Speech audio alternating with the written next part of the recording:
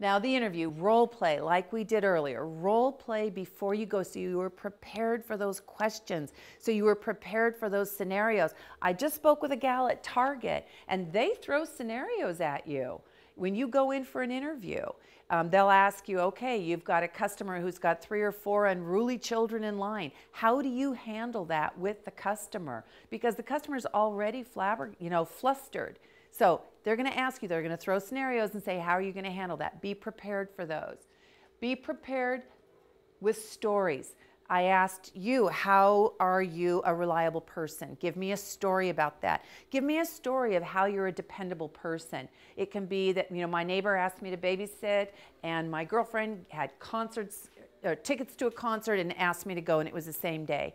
I chose to keep my commitment to my neighbor and babysit her kids. That is a story that shows you are dependable, reliable. Have those stories ready for your interview. All right, sample interview questions. What's the most stressful situation? You guys know what these are. What do you think about this one? So what gaming system do you use?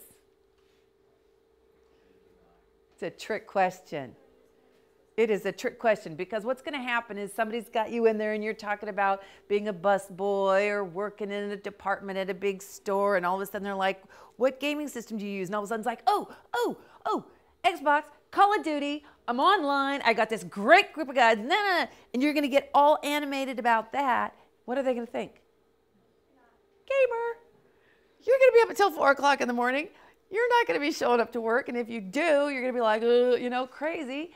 No, there are trick questions that people will give you. So be prepared, be on your toes. If you have practiced with somebody, you're going to be fine.